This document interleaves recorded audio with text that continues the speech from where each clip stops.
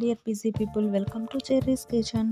ఈరోజు కర్ణాటక స్టైల్ వాంగీబాత్ రెసిపీని ఎలా తయారు చేసుకోవాలో చూద్దాం. దీనికోసం ముందుగా స్టవ్ వెలిగించుకొని ఒక ప్యాన్ పెట్టుకోవాలి. ఇందులోకి కొద్దిగా ఆయిల్ని వేసుకొని ఉద్దిపప్పు, శనగపప్పు, మెంతులు, నువ్వులు, ధనియాలను కొద్దిగా తీసుకొని వేసుకోవాలి. తర్వాత 2 లవంగాలు, 1 యాలక్కి, కొంచెం చెక్క కూడా తీసుకొని వేసుకోవాలి. ఇవన్నీ బాగా ఫ్రై అయిన తర్వాత ఇందులోకి 2 ఎండుమిర్చిని కూడా తీసుకొని వేసుకోవాలి. ఇప్పుడు ఈ పప్పులన్నీ బాగా ఫ్రై అయిన తర్వాత ఒక ప్లేట్లోకి తీసుకొని పక్కన పెట్టుకోవాలి. ఇదే ప్యాన్లోకి 1 టేబుల్ స్పూన్ ఆయిల్ని కూడా తీసుకొని వేసుకోవాలి. ఈ ఆయిల్ వేడైన తర్వాత 1 స్పూన్ ఆవాలు, 1 స్పూన్ ఉద్దిపప్పు, 1 స్పూన్ శనగపప్పు, 1 స్పూన్ పల్లీలను కూడా తీసుకొని బాగా ఫ్రై చేయాలి.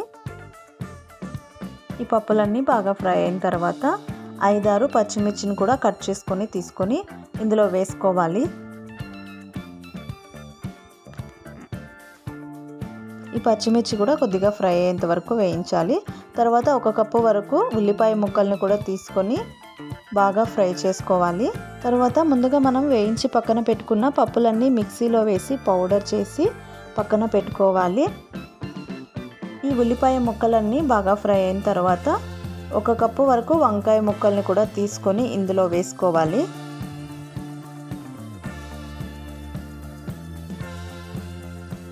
ఈ ముక్కలన్నీ బాగా ఫ్రై అయ్యేలా కలుపుకోవాలి.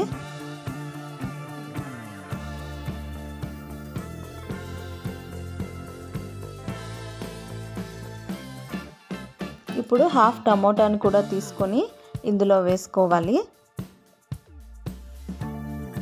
ఈ ముక్కలన్నీ బాగా మెత్తబడేంత వరకు మనం ఫ్రై చేసుకోవాలి. స్టవ్ని లో ఫ్లేమ్లో పెట్టుకొని ఫ్రై చేసుకోవాలి.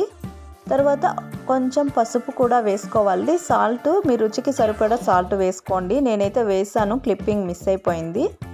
ఇవన్నీ బాగా ఫ్రై అయిన తర్వాత ఇప్పుడు మనం రైస్ని తీసుకుందాం. 1 కప్పు వరకు రైస్ని తీసుకొని ఇందులో వేసుకోవాలి. ఇప్పుడు మనం పౌడర్ చేసి పక్కన పెట్టుకున్నాం కదా, ఈ పౌడర్ని 2 స్పూన్లు వేసుకోవాలి. వేసుకున్న తర్వాత బాగా మిక్స్ చేసుకోవాలి. అంతేనండి, వాంగీబాత్ రెసిపీ రెడీ అయిపోయింది. చాలా టేస్టీగా ఉంటుంది. ఒకసారి ట్రై చేయండి.